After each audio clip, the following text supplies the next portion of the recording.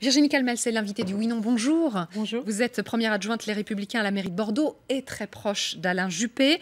À propos de la primaire, Geoffroy Didier ce matin a dénoncé un scrutin verrouillé. Les règles sont faites pour empêcher de nouvelles têtes d'émerger, selon vous?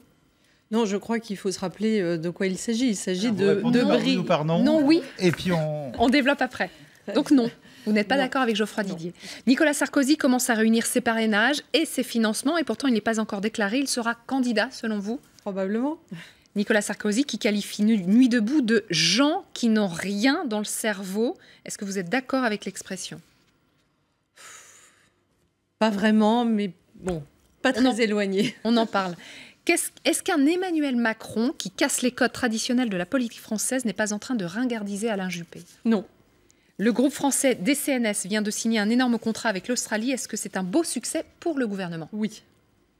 Voilà, donc Geoffroy Didier qui ce matin dans les colonnes du Parisien affirmait que ce scrutin pour les primaires des Républicains était verrouillé. Ce scrutin ne permet pas aux nouvelles têtes d'émerger, dit-il, et vous n'êtes pas d'accord?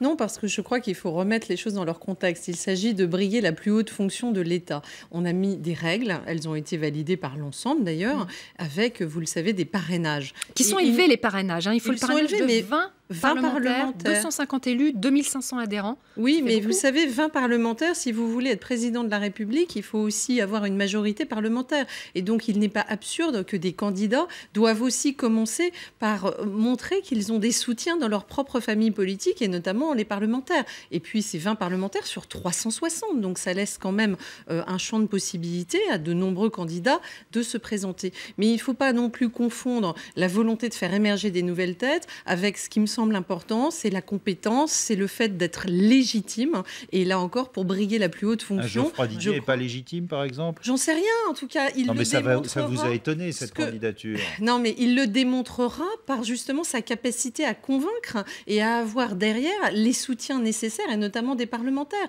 Si on n'est pas capable, effectivement, de passer cette première étape, moi, ça ne me semble pas illégitime de considérer, vous savez, une primaire à 10, 15 ou 20 candidats, c'est une drôle de... Il y en a déjà trop, d'image.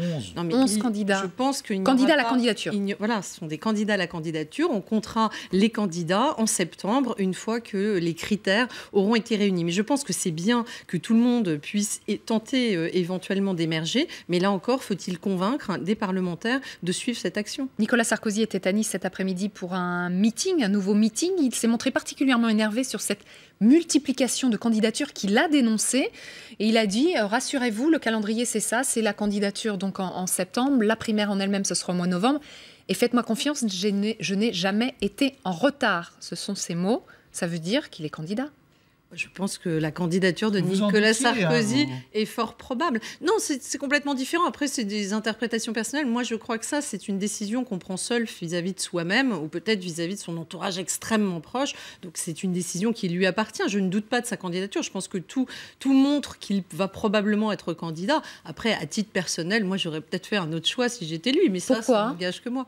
Moi, je crois que quand on a été président de la République et qu'on a eu cette fonction et qu'en plus, on a la capacité à faire encore beaucoup d'autres choses dans sa vie, je pense qu'on peut aussi imaginer une autre vie. Bon, moi, je l'ai fait, je suis venue de l'entreprise, je suis en politique, je pense qu'on peut avoir une troisième vie, une quatrième vie, et je pense que peut-être, à titre personnel, si j'avais été élue une fois encore, j'aurais peut-être aspiré à faire encore autre chose.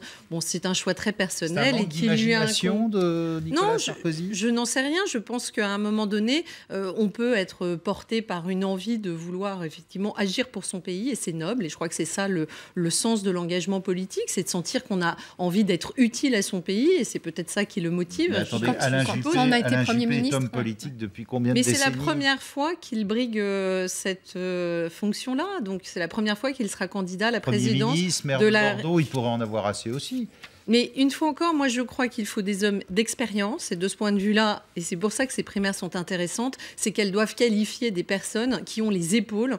On n'est pas en train de jouer un petit concours rigolo entre copains. On est en train... Oui, mais je ne dis pas qu'il ne les a pas, je pense que François Fillon aussi, je pense qu'on a cette chance-là d'avoir à droite des personnalités de premier plan qui ont de l'expérience. Il faut quand même se rappeler de la gravité dans laquelle nous sommes, à la fois en France et sur la scène internationale.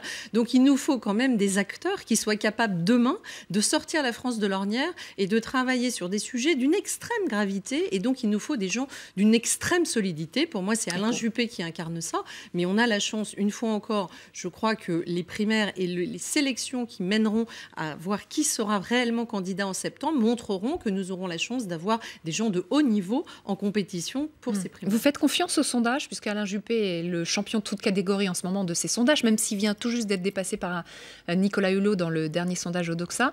Est-ce qu'ils seront les mêmes cet automne, d'après vous? Non, mais comme on le sait, les sondages, c'est une photo à un instant donné. Ce qui est intéressant, je pense, pour Alain Juppé, c'est qu'on voit que ça fait 20 mois qu'il est déclaré candidat et 20 mois qu'on nous promet toujours que ça va baisser et que la bulle va se dégonfler, et que ce n'est pas le cas. Pour autant, il faut être extrêmement prudent. C'est une photo à un instant donné. C'est une succession de photos. Ça commence à faire un joli film, mais on verra ce qu'il en est. Je crois que là-dessus, tout le monde est très prudent. En tout cas, dans l'équipe Juppé, nous ne vendons absolument pas la peau de l'ours avant de l'avoir tué. Nous verrons bien. Mais c'est plutôt, moi, je le prendrais comme un encouragement. Voilà, on sent qu'il y a un socle d'adhésion à la démarche d'Alain Juppé dans le pays. On voulait vous faire écouter Nicolas Sarkozy donc cet après-midi en meeting à Nice, où il s'est exprimé également sur Nuit debout. Écoutez.